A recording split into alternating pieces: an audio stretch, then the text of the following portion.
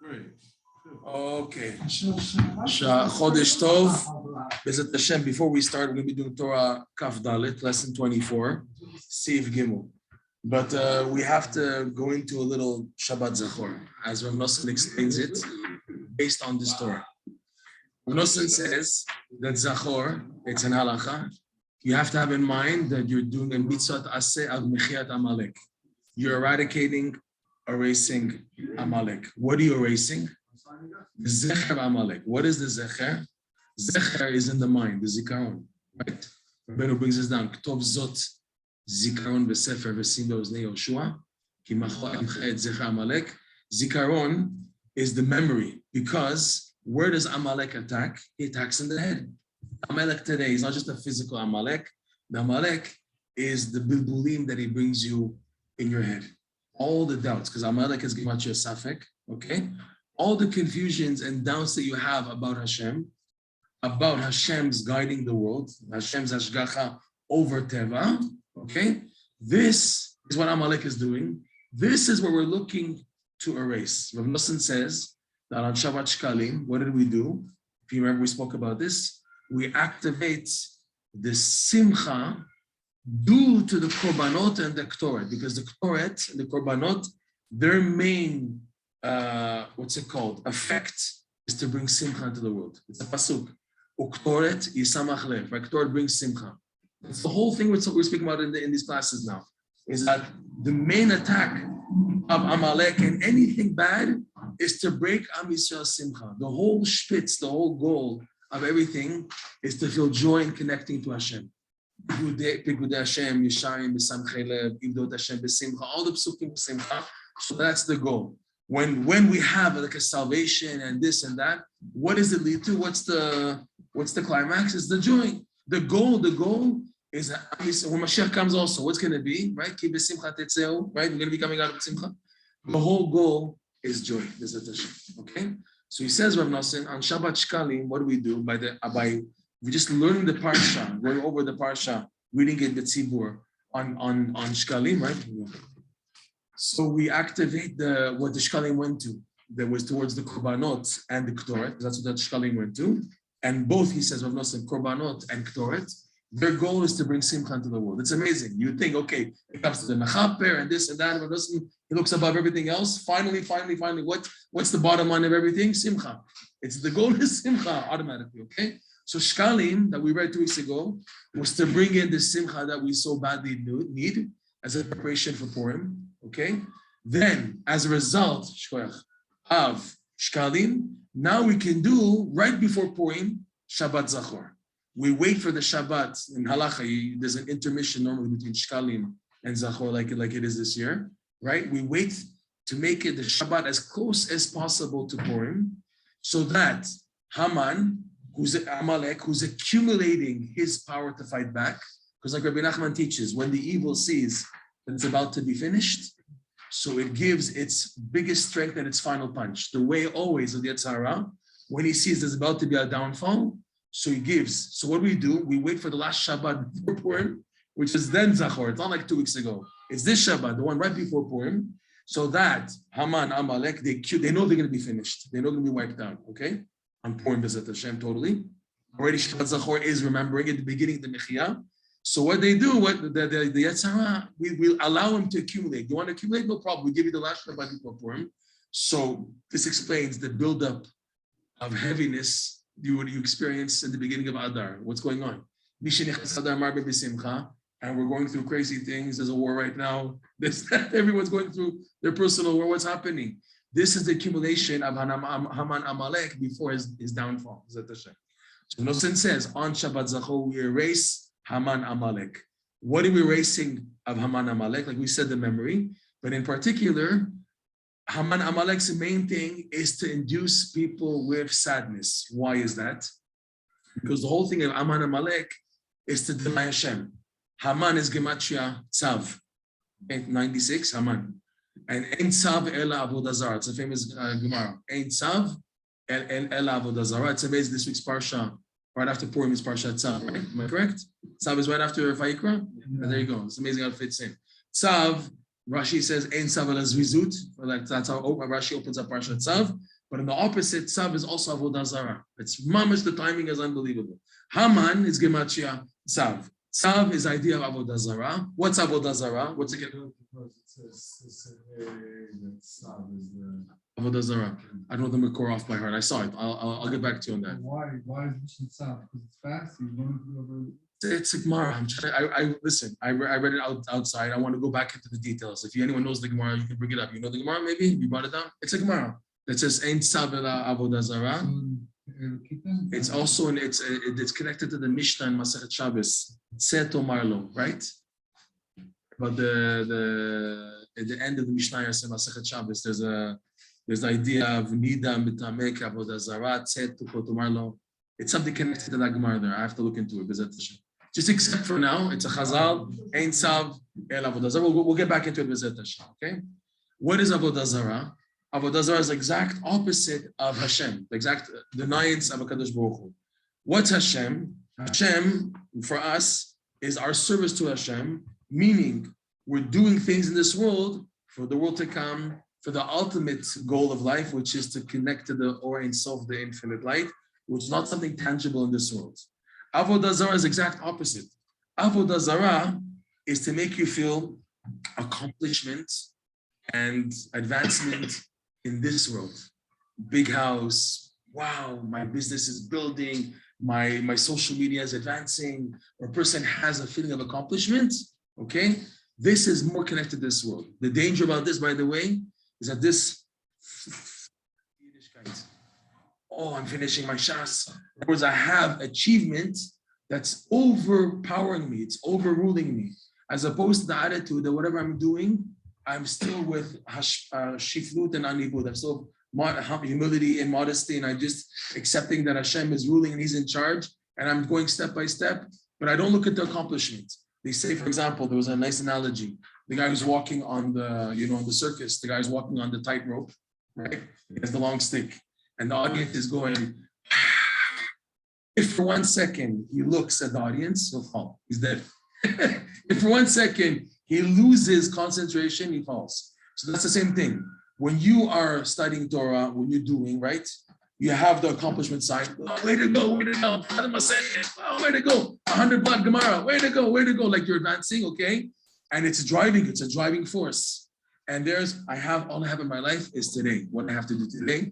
And that's all I'm looking at. I'm just looking at what I have to do, not the accomplishment part. I go to sleep and wake up in the morning. If I focus on the accomplishment part, I'm going to get carried away. This is Haman Amalek, believe it or not. The accomplishment part, even in Kedusha, can so sidetrack you to forget your goal. Your goal is to finish Shas, or your goal is to serve Hashem. What's your goal? Okay, I'm finished Shas, serve Hashem. But where are you looking? Where are you looking? Are you looking just at, wow, the pages and the Masech that I have the nice set on the shelf, and I'm so honored and so, wow, I finished it and everything? Or what was that for? That was to bring you closer to Hashem. Did it do the job? Are you there? Are you connected? Or you just got stuck with the accomplishment? Are you looking at the audience? Or are you focusing on what you have to do? Okay, this is Haman Amalek. That he gets you, that your simcha is dependent on accomplishment. What's the danger? Is that when you have setbacks in your accomplishment, how do you feel? You feel miserable. You feel terrible. Oh, it didn't work out and this and that. Even in Kedusha, okay? Kol sheken, all the more so in this world. But when you feel mamash, like setbacks and failures in your accomplishments, okay, that's atzvut. So Haman Amalek can't be true simcha, because his thing is to make that teva makes a difference. And if now teva is the thing, so automatically teva means accomplishment. I'm getting somewhere, we're advancing in this, I have a house and a business, and I'm doing things and doing. You know, the big tzaddikim who are big balei tzedakah, what do they have in their head? What's the whole thing? How much tzedakah can I give to here? How much? They're bringing in money, but they're not looking at that. They're looking now, so who am I going to help this year? Like, who are going to help this Pesach campaign and this and that, all these things. Their head is, that's amazing. I saw a few gvirim like that, a few wealthy people, that they feel like they're under your feet. They feel like, they have such a submission, because in their head, they're not working for their accomplishment, they're working to serve Hashem. to give tzedakah. They see their mission to help Am Yisrael, and it's up to Hashem. The rest is Hashem's story. It's not my story. It's not the honor, the kavod. It's now getting things done to help Am Yisrael, to help things move. Is at Hashem for what Hashem wants, for the ratzon of Hashem. Period. There are amazing people like that in the world, Baruch Hashem. Not everybody is just like money, and the honor. Not everybody's like that. There's still good people in the world, Baruch Hashem. Okay. So going back, we have what? Okay, exactly. Good. True happiness is simchat mitzvah. Okay? Haman Amalek tries to take that simcha and put it not in the mitzvah, put it in the teva. Rav Noson's example that he brings, which you don't see so much really, I mean, it's out there, but we don't not exposed to it, is those people who interpret the Torah according to rationalistic ideology. For example, Rav Noson makes fun of them. They were more prominent, I guess, in Rav Noson's time, and they're probably still prominent today, but we don't see them. They're not around. I unfortunately had a teacher. I learned in a very open school, and the teacher of Tanakh, crazy, in the Chumash, was explaining every stage of the Sneh and Moshe Rabbeinu, everything according to theology and philosophy. It drove me nuts. It was like crazy. Everything was like, what's the significance and everything? And he wanted us to go towards a direction. That's wrong. That's wrong. There's the Chumash, Rashi, Emunah, period. Okay? On that we build, yes. But the first foundation is I'm accepting with Emunah what's written in the Chumash and how Rashi explaining. And then I build my Chidushim. But here, no, we're starting off. The initial explanation of the Torah is something that makes sense. It's something which is theological and rational. So for example, Rav Nosson brings the example of those guys in his time. They were explaining rationally the mitzvah of Sukkah. He makes so much fun of them. He says, why the mitzvah of Sukkah? Because the air is nice outside and it's good to sit out outside. Rav Nosson says, yeah, my foot. You want good air? Stay at home. When he's going outside, when it's beginning to get chilly and everything. And if you want to be so comfortable outside, and that's the whole mitzvah of Sukkah is rational because we have to be outside, outdoors, So then why don't you make the nice schach like the rich people have, or they have, they buy those nice, they have the chairs with the nice big, what's it called again, the big umbrella. It's made of pishtan, it's made of flax, it's made of linen, it's stronger. Use a good strong material. Why do I have to take so that Goren Vayekev schach, that can leak in and afterwards rain can come in? Make something which is more practical. What do you explain the mitzvah on a rational level? Rav Nosson says this is Haman Amalek, where they take the Torah and they explain it according to this world. There can never be true simcha doing the mitzvot. True simcha is when any Jew, he does a mitzvah and he believes that this is connecting me to HaKadosh Baruch Hu at the highest of levels. Okay, it's only emunah, period. Only emunah. Haman is against that. Haman is to give the rationalization of my Judaism. Unfortunately, many people like that. Their Judaism is all rational. It has to be explained and rational in order for them to accept it and everything. Why should I start wearing a kippah? I have to understand it and everything. Why should I start taking Shabbos and everything? I have to start understanding. Where's the emunah? The person, such a person, even if he does get to committing to Torah observance, he'll never be happy because he's using this world to explain the Torah. This person can never have true simcha because he's using this world, which in itself is atzvut. This world in itself is sad. We said this in the very beginning of these classes. The only true simcha in this world is that we're able to use this world to do mitzvah, to connect this world to HaKadosh Baruch Hu, that draws the simcha of the future world, of HaKadosh Baruch Hu, of the Or Ein Sof, into this world. That's what brings simcha. What brings a Jew simcha is something which is concrete in the Torah. In other words, in my connection to Hashem. That's what brings me true joy. That is the unexplainable simcha that Am Yisrael was able to maintain. That's what everyone's amazed about us. We're around so long. We've gone through so much suffering, so much pogrom, so much galut and difficulties and everything. And yet, Jewish people are still holding on to simcha. Everyone's going through what they're going through in their personal challenges, but Am Yisrael as a whole keeps on going on. We're continuing. And in order to continue, there has to be some enjoyment in simcha in doing it. If now a person raises his children, he's always screaming and upset and everything, and if he sends it to cheder, but he's like and everything, there's no future. Forget it. It's not going to continue. There has to be simcha and a cheshek in what we're doing in order for there to be continuity. That's what's happening with Am Yisrael. It's because of the mitzvot with their spiritual significance, not the worldly significance, that gives us the ability to continue. We on this Shabbat are wiping out this Amalek who's trying to do that.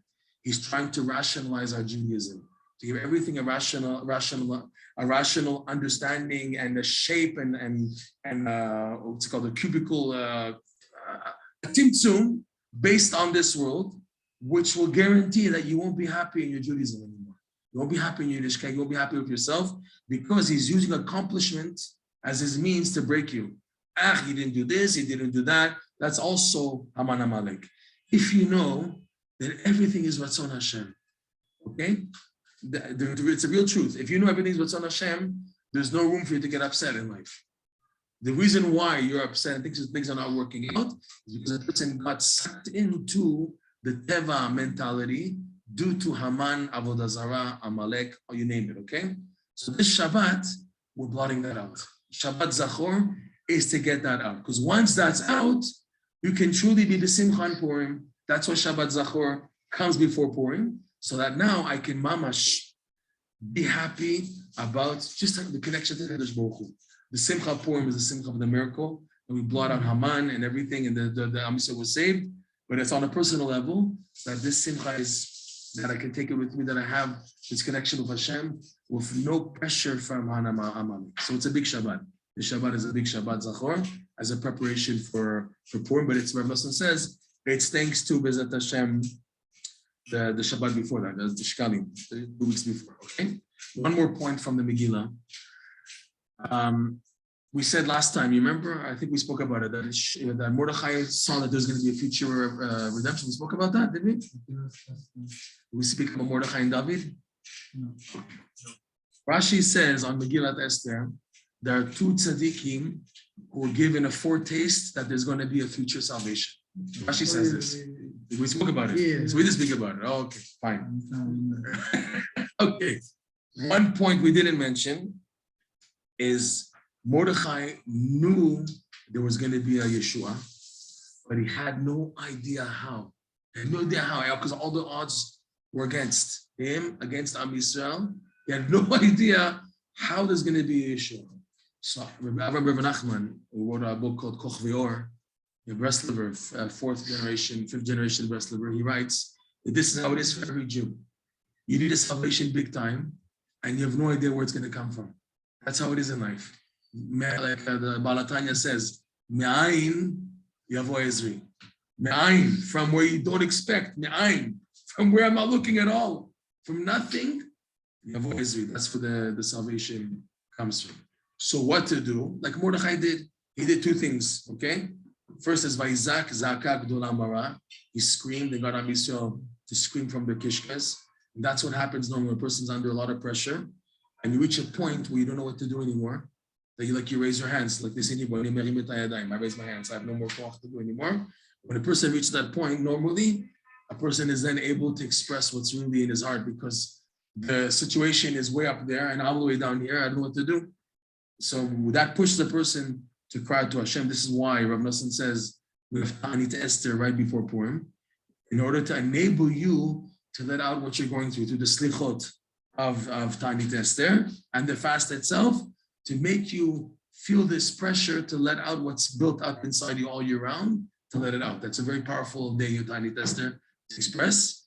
And then the whole miracle of Purim of the Simcha that Mordechai got the Jews to be happy and to make sure that Purim will not be erased, that Purim will be, in other words, Mordechai pushed Esther to make sure that the Purim story stays for Am Yisrael forever. Even though there were many miracles and communities in the Jewish world, but this story of Purim was one that has a relevance to every Jew, no matter where and when. It was like a community thing. It was a worldwide thing because the message that how it happened is for every Jew, no matter what, right? Right? To make known all those who turn to Hashem, who have put their hope in Hashem, they won't be put to shame. Shame and there's a klima and bushar in English, they sound the same, but they're different meanings. Klima and bushar. They won't be put to shame and embarrassment all forever, those who turn to you. So this is the power of Purim. The power of Purim is to show that there's hope for everybody, basically. Not for just the people You were born rich. You were born smart. You had a good brain. That's why you're so advanced. And you're so, not just for the big people, okay? But every Jew, whatever they're going through in life, and they feel stuck and they feel dejected, there's hope. Remember we mentioned the Midrash last week. We read the Midrash Tanchuma about a soul before it comes down to the world. Maybe you don't mentioned it. The Midrash Tanchuma says something amazing. Before Hashem puts a drop into the human body for reproduction, he calls the angel in charge of the drop. His name is Laila. You know, we have the evil one called Lamed Yud Tav, but this is a good angel. The angel is called Laila, night, because that's the main time when there's cohabitation and when someone is produced into this world, it's at nighttime, okay? So his name is Laila, and Hashem tells the angel, Laila, to prepare the neshama into the drop, okay? So he prepares it by breaking it into 365 sections, okay? That's going to the Shasa Ivarim, and then he brings it back towards Hashem, and he says, okay, Hashem, I did what you told me. So the Hashem, before he sends down this neshama into the drop, okay, Hashem decides already if he's going to be rich, if he's going to be poor, if he's going to be good looking, if he's going to be ugly, if he's going to be, you know, well, like he's a rich, poor, all the ma'alot. The one thing that Hashem doesn't touch is if he's going to be a tzaddik or rasha, that Hashem leaves to the person. But everything else, if he's going to be crippled or healthy, all the things Hashem predetermines, okay? So that means the way a person is the maximum. People feel, oh, he's scared, he's born missing an arm. Oh, he's born like this, and he's born an orphan, and he lost this. A person feels like the chesaron, so he has a chesaron, okay? The real truth is Hashem purposely designed him already before he sent him down with what seems to be a chesaron. It sounds nicer to be rich, it sounds nicer to be good looking, it sounds nicer to be healthy and all that stuff, right? But Hashem purposely designed the person that way so that a person can understand this is not a chesaron. You know, many cases when you see the guy in the wheelchair, a boy, 15-year-old boy, right? Poor guy, and his whole life in his ear, he can't walk since he's born, okay? When you see him, you have major rachmanut. How does he see himself? Do you think he sees himself the way you see him? The person who's sick himself, it doesn't even bother him. Normally, in the cases of people I have, what bothers them is it bothers you. When it bothers you, that's what bothers them. But in most cases, they're okay with it. Hashem gave him the capacity to be okay with the, what seems to be a quote unquote deficiency in our eyes. Them, they're okay with it. When we see it, oh, he's missing an arm. Oh, he's missing an eye. Oh, poor guy, yeah, you know, he did this and that. All these chesronot that we see as chesronot, but he was, before he even came down to this world, Hashem decided it should be boom, boom, boom like that. And that's his tikkun. That's how he's going to do his mission in life with Hashem. One thing Hashem doesn't touch is tzaddik and Hashem.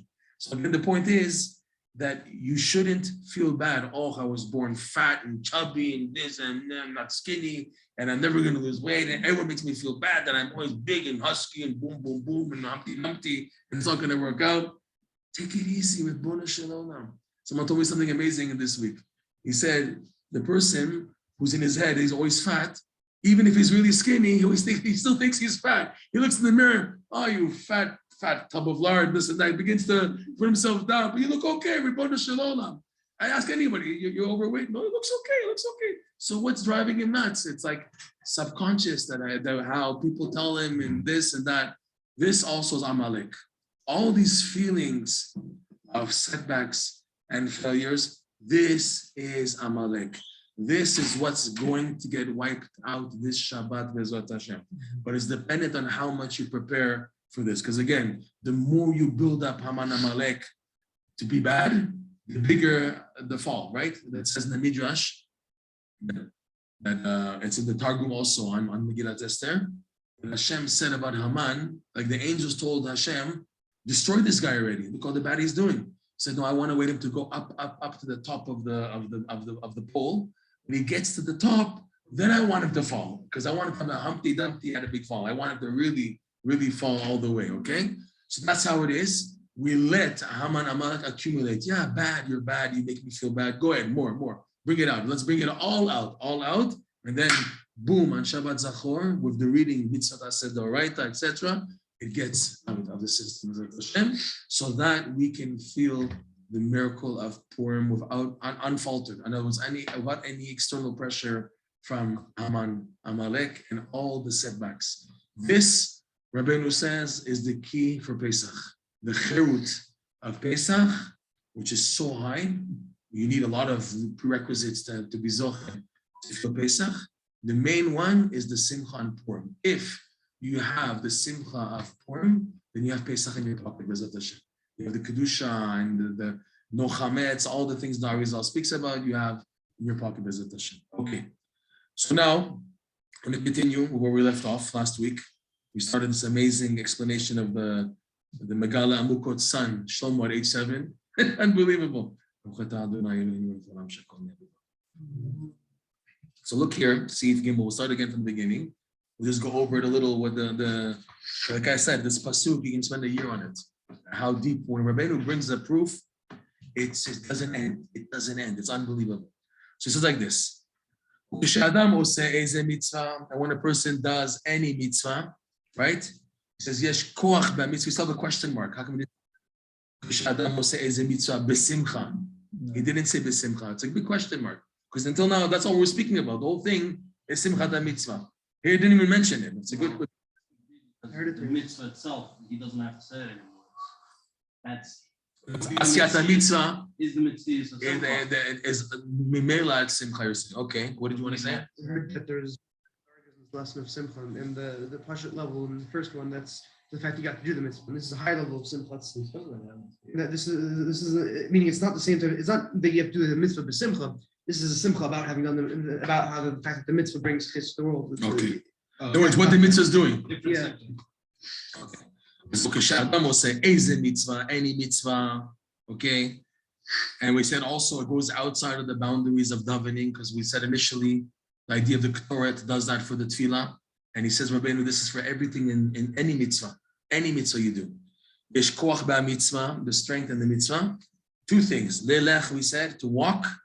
Ule'orer kol ha'olamot, la'avodat Hashem yitbarach, to go and to arouse all the worlds to the service of Hashem. B'chinat, okay, b'n'areinu, b'zkenenu ne'elech, b'tzonenu, b'karenu ne'elech. Moshe Rabbeinu is telling Paro, right? We're going to go over everybody. The Na'arim, the Zekenim, and he skips the pasuk, we said, he skipped the middle. B'vanenu, v'notenu, sons and children, our sheep and our cattle. So Rabbeinu is saying that this pasuk is referring to the whole creation. Because the Arizal in Priyatz Chaim, on his kavanot to the Haggadah, whatever, he explains the Haggadah. So he brings this pasuk to say in this pasuk are hinted all the 10 sfirot and all the parts of the creation. Na'arim is one thing, Zekenim, Ben, Bat, Sonu, Bakar, they all refer to parts of the whole creation. In these 6 is 2, 4, 6, okay? They're all encompassing of the entire creation. So this is Rabbeinu's proof that saying that what the mitzvah goes to wake up. Because the pasuk was said in context of doing the mitzvah of the korban, because what's Moshe Rabbeinu telling Paro? We're going to do the korban for our God, Hashem, okay? We have to go, all of us. So it's the mitzvah. So he's saying, Binarein, we're going to all go to do this mitzvah. He's saying, Moshe Rabbeinu is showing in this pasuk that everything is woken up, all the levels, right? It goes to show you that also Paro is the antithesis of everybody getting aroused. Paro and Egypt is separating the Jews, is dead. Everyone being separate.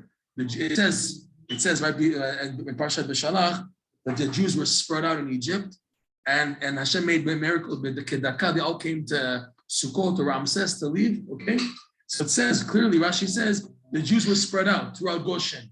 They were in different places. They weren't all together. They were spread out. Paro is the antithesis of Achdut and getting everyone to wake up. Keep them sleeping. Keep the Jews asleep. Okay. So he's saying here we're going to all go out together, and he's saying that signifies getting to wake up all the worlds, as the Arizal shows hinted in this pasuk. I think he says Na'ar is mochin the katlut, Zaken is mochin the katlut. I forgot exactly the terminology. Bakar and Sod is Chesed, Gvura, Ben Ubat is Zer Anpin, and Nukve and Nekeva is Malkhut. He goes to show all the sfirot are all automatically hinted to in this one pasuk, meaning that everyone is woken up. And these 10 sfirot, they're found in all the 4 worlds. Atzilut, Bria, Yetzirah, Asiyah has these 10 sfirot. So it's basically all the worlds. He said Kol HaOlamot. Rabbeinu said Kol HaOlamot. In general, there's 4 olamot, 4 dimensions. Atzilut, Bria, Yetzirah, Asiyah, and they're made up. They consist of 10 sfirot. So by saying this pasuk, hinting to all the 10 sefirot, so all the worlds which are made up of the 10 sefirot are woken up to HaKadosh Baruch Hu, okay? And we went to the point of Arbe being the Midah Keneged Midah. He didn't want them out to do the mitzvah together. So he's punished with a swarm. The idea of a swarm, the whole panic of Arbe was that as they saw the giant swarm coming to them, it's like Arov, like there's a lion here and the hippopotamus here, and the snake here, and they're coming from different corners, you can hide. When they come in a swarm and you see the whole sky being covered with Arbe, there's like a Chalishut, we're finished. Oh my God, it's a rifyon. Because it's like everything. When Arbe means Harbe, Arbe is like Arbe, by the way. Harbe, Arbe, et Zaracha, okay? So the word Arbe is because they're Harbe, they come in a lot. And that was the Midah Keneged, to not let the Jewish people get to wake up the whole creation. So the punishment of Paro was Dafka Makat Arbe, preventing that, okay? So we said also, remember, right?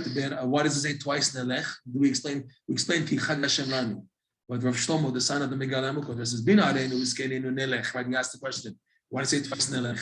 What's Bin Areinu V'Zkeneinu Nelech? And it is the middle of the pasuk which Rabbeinu skips. And then B'tzoneinu V'Kareinu Nelech. Say one. Say Bin Areinu V'Zkeneinu B'Baneinu V'Teinu V'Tzoneinu V'Kareinu Nelech. Or say at the beginning, and it can understand it refers to everything also.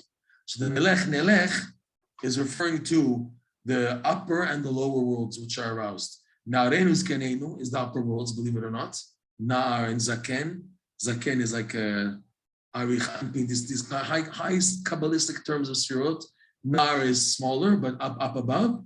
And Sonu Bakar is the animalistic, the behemoths, the lower levels. So they explain when there's a Nelech with the Sonu Bakar, meaning when the animals, people who are low, do halicha, do a mitzvah, go to do it, halicha. This awaits even the upper levels, the Narim and the Zaken. Okay? All this he says now, V'zeh bechinat Malkhut Malbish Netzach Hod Yesod Shem Klei Halicha. All this, Popo, is the idea of Malkhut in clothing, dressing, Netzach Hod Yesod, which are in English, it's called the ambulatory organs. I hope you can say that word. Ambulatory organs are the section of the legs, the feet. Netzach corresponds to the right leg, Hod is the left, and Yesod is the reproductive organ. That's the whole leg area. Malkhut is like the bottom of the feet. Our goal is now to lift up Malkhut upwards. What are we trying to do? What is this whole thing? Rabbeinu said the mitzvah corresponds to Malkhut. Okay?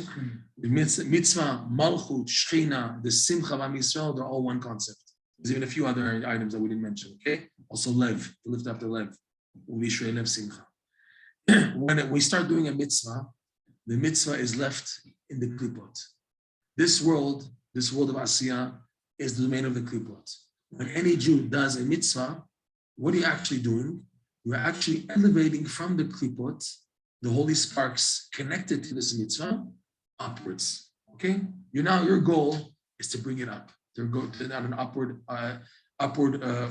thrust. But there's levels. The first level, we said, is taking from the klipot, doing the mitzvah. When you do the mitzvah with joy, you're actually elevating Malkhut from the klipot. That was the initial stage. Rabbi Nachman's interpreting what the Arizal says, elevating Malkhut from the klipot, which he says is done by the Ktoret.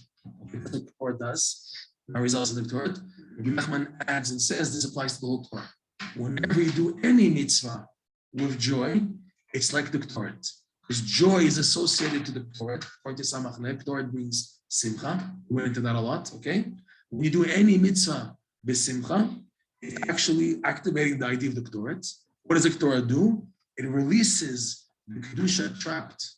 Kedusha is also another word for Malkhut, and mitzvah is another word. And Simcha, it releases what's trapped in this world, bringing it up. That's what a mitzvah does.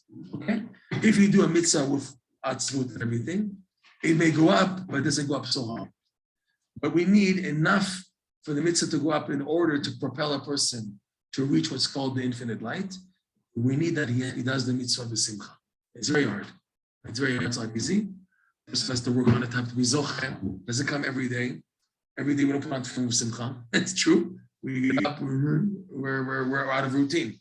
It's really a lot of davening and energy is needed, but the mitzvah get done the simcha B'ezrat Hashem. But this is the initial stage we spoke about. The mitzvah b'simcha is elevating the Malkhut from the klipot.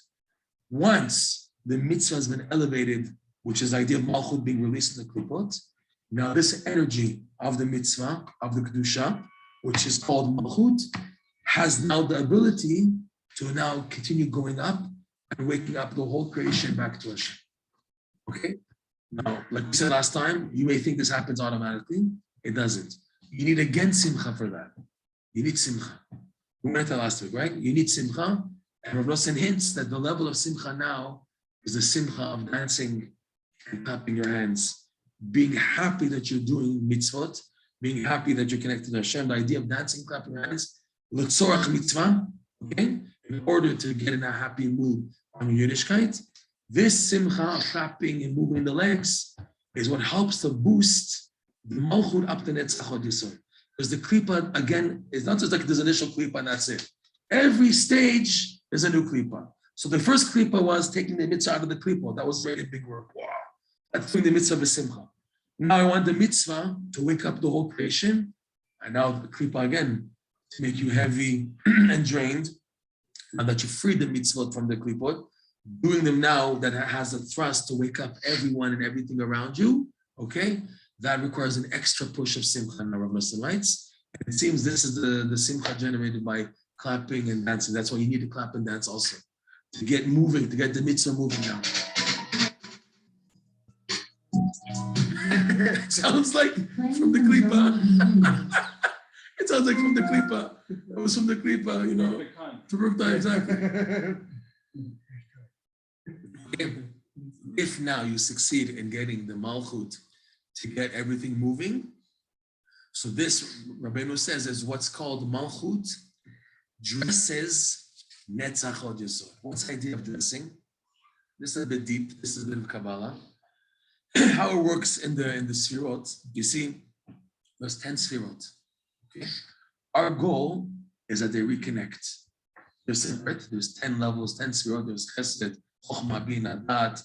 Right? I'll show you the map again. We're going to that famous map once again. So you have here, right? 10 Sfirot. 10 Keters above. So you have here 10 without Keter. Chochmah, Bina, Dat, Chesed, Gvura, Tiferet, Netzach Hod Yesod, Malkhut. Okay? They're separate. You see, they're separate also. They're lined up here. Our goal is to reunite them, even though they are connected. Like we said, when Hashem created the second time He created the world, He made it that the Sfirot were interactive, so that when Hashem sent the light into them, they didn't crash. There was no shrat hakelim, there was no shattering like in the initial time when they weren't connected. Okay, here they are connected, so when each receive their light, they can handle it. Fine. They have what joins them when becoming who they are. In other words, in order for Netzach to become Netzach, he needs the assistance of the other Sfirot to help him to receive his light. Fine. So the intention of the Sfirot is to become an entity. Yes, okay. We needed interaction. Our goal is to reunite them from down back to up. But Malkhut should reconnect, the Netzach should go up, really, and become a garment to Netzach Hod Yesod. And the Netzach Hod Yesod should become a garment. We'll explain what the garment is. To Chesed, Gvur, Tiferet, and then Chesed, Gvur, Tiferet should become a garment to Chochmah, Bina, Dat. When all that's done, then the Chochmah, Bina, Dat is ready to approach the Keter. Our goal, he said at the beginning of the lesson, is to perceive the Or himself. The nature of every Jew is to want to run after the pursuit of the infinite light. He's saying this is how it works. This is the process now. If you want to really maximize it, you have to go upwards. You want to be b'simcha? It starts with, you want to perceive Hashem? That's the tendency of every Jew. The reason why people feel empty is because it's a lack of feeling Hashem in their life. The lack of feeling Hashem in your life is basically a lack of the Or Self in your life. That's what it is. On a practical term, when you feel empty, I don't want to get up, I'm out of it. You feel so out of it. You don't want to do anything, and you don't want to you're just wasted. You want to sit down and play a Game Boy all day and do nothing because you're just out of it. Your brain is fried. I have no cheshek to learn Gemara. I have no, why am I wasting my time? I'm just so out of it, right? This is because there's a lack of Or Ein Sof in a person's life. A Jew cannot live without light. It's a fact.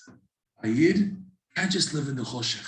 When you have a Jew who's in the choshech, is because he's built in light that's made it that he can handle the choshech. There was a story in the time of the KGB, the Soviets, whatever. They took a Jew to Siberia. They put him in a room. On the wall of the room, there was a big like a grinder for grinding wheat. And he didn't see what's on the other side of the room. It's like a wall, and there was a grinder. They said to him, this is your job. You're going to be grinding and grinding and grinding. And they told him all along that you're grinding wheat for the whole Soviet Union. You're now grinding wheat, and this is going out to everybody, okay? He was able, and they kept on telling him, you don't know how good you're saving people's lives. You're making people who are dying from famine, to have bread and everything. For 10 years, he had like even more.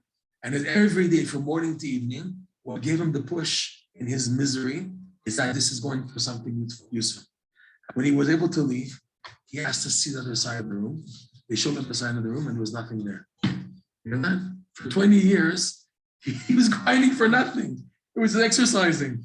What kept him going is the light. There's a light that this is for something. There's a purpose and this is what I'm doing, okay? He cracked afterwards, obviously, and it was so painful. Like, I'm wasting 20 years. And he told me that I'm grinding and grinding and it's going to feed people, starving people, everything. And then it was for nothing. It was just to keep him busy, whatever, okay? This is how it is for everybody. To get a person to keep on going, he needs a light. It has to be it. So how do you let it in? That's the whole lesson here. Simchat mitzvah is how you bring in the light to your life. What is Simchat mitzvah? You wake up at 10 in the morning, okay? How's your davening going to look like at 10 in the morning? I'm late, forget it. So your davening is blah, blah, blah, swallowing up the words, okay? And your attitude is that Hashem doesn't want this davening, has no value. We just do it at Sati Dechovah. I just want to do my obligation to daven, okay?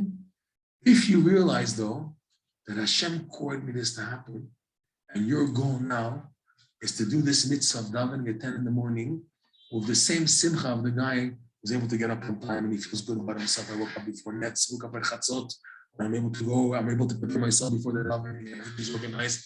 A guy feels good about himself. Oh, yeah, everything's good. Structure, accomplishment, I'm on time and this and that.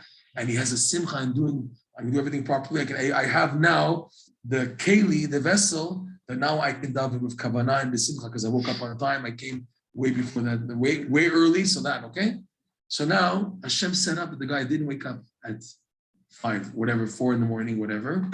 And the Yitzhak Amalek blames himself. It's your fault. It's your fault. You went to bed late and this. And you watched the TV program, you were schmoozing with 10 people until 5 in the morning, and you went to sleep only at 5 or 6 in the morning, and then you wake up at 10, okay? So the Baldavar, Haman Amalek makes you feel bad. Yeah, it's your fault. It's your fault. It's your fault. So therefore, you have every right to do the mitzvah like Tisha B'Av, not to do the mitzvah b'simcha, to do it mamash. Okay, that's what happens a lot. It happens not once, twice. It happens a lot. Okay, what's the test? Not only by 10 o'clock, but even if it's 12. Yeah, because that's very short. You said from 6 to 10. That's only 4 hours. Halacha says if now you woke up after Chatzot, you miss Shacharit, you have a mincha twice. That's even more. Period. No chassidei twists. You have until Chatzot Yom. You miss even Chatzot Yom is a leniency because you have Sosman Tefillah, 2 of them. In Chazal today, they allow you until Chatzot Yom. If you miss Shacharit and you're davening Shacharit at 2 in the afternoon, it's a prohibition against the Shulchan Aruch. You have to do it twice. Once Rav Nosson saw what? That's why you have to check when most things said in the name of the Baal Shem Tov were given over between the 4th and 5th cut. You have to make sure that what you heard is true from the Baal Shem Tov, because many people say things named the Baal Shem Tov and it's lo hayu me'olam. Okay, Rav Nosson once saw a chassid davening shacharit with such simcha and idlavut, but at 2 in the afternoon. So Nosson says it's like having a beautiful etrog for Chanukah. That's also something special. Yeah. Now, a person who wakes up late, he feels guilty that he missed shacharis. That's why he's davening shacharis. The person who's happy about the situation will say, "Okay, I'm going to daven mincha twice. That's great." Okay. You hear that? Happy enough with that. Exactly. The person feels guilty That's why he's trying to gechap the shachris after Chatzot Yom, because he feels guilty. Okay? The thing is, to follow Shulchan Aruch, I missed it. Yeah, but it's your fault. Haman Amalek. It's your fault. You were up late. You ate the wrong things at the wedding, and now you have a heartburn and the cholent, everything. You can't wake up for everything. And all that stuff. Okay? That's Haman Amalek. It tells you it's your fault. The goal is to be besimcha, no matter what scenario. Hashem put me in this situation. You can say what you want to say. You did it. But at the end of the day, Hashem designed it. How can I connect to Hashem now? By believing this is what Hashem wants of me right now. And Hashem loves me. And Hashem wants my tefillin at 10 in the morning, 11 in the morning, as long as before Chatzot Yom, stuff, whatever. Tefillin and Shachar, I'm talking about. You can wear tefillin even afterwards and be happy about it, okay? Hashem wants me to do the mitzvah b'simcha. This is what's a killer. Most people have this as the biggest difficulty. They say what I'm doing doesn't count because it's out of the ball game. Guilt, because of Haman Amalek, accomplishment mentality, attitude, even in Judaism, which is wrong. That's Haman Amalek. Doesn't allow you to be happy in your mitzvah, even if it's 10 in the morning, 11 in the morning. It makes you feel bad. So, okay, let's just daven chaparayit. It's late. It's a big sign. Hashem is waiting for the opportunity that you can do it and be happy. That's what's hard. Again, the accomplishment mentality, this is Haman Amalek. This is what he's attacking. So what we need, just to go back, Sikum, to elevate the klipot from the klipot to the Malkhut to Netzach Hod Yesod. So we didn't really go into the dressing. It's going to take a whole class. Maybe we'll leave it for next week. Next week's last class. We'll go into that. Last class, what do you mean? Because we have Ben's money, no? Yeah, one more. What do you mean? It's my start to study Shulchan. Not blame. All All right. It was clear. The year was clear, Baruch Hashem. To be mezochet, mekayim, and to be moches zecher amalek legamre, and to be happy about who I am. Yeah. And with this happiness, no matter what situation I do the mitzvot, like he says, when you do eze mitzvah, that's what it means, eze mitzvah. Keshadam will say eze mitzvah. We said in the beginning, right? Keshadam will say eze mitzvah, even if it's davening shachar at 10, 11 in the morning. Eze mitzvah. It's a mitzvah though. If it wasn't a mitzvah, you wouldn't be doing it. Why you put on tefillin at 10 if it's on a mitzvah? So you're so negative, so don't put on tefillin if you don't think it counts. You're doing it because half. It's not half. You go all the way. Hashem wants you to go all the way. That this is a 100% mitzvah. Yeah, but it's a 10 in the morning, no minyan, I'm davening by myself and this and rushing and I have to hurry up for this and that. It's a mitzvah, mister. Yeah. So you do it all the way mitzvah.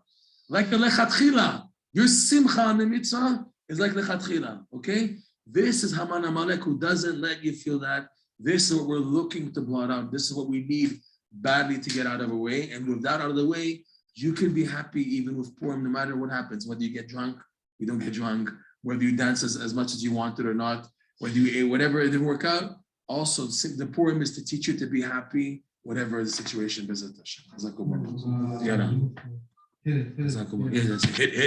Hit it, man. Hit it. Stay forever.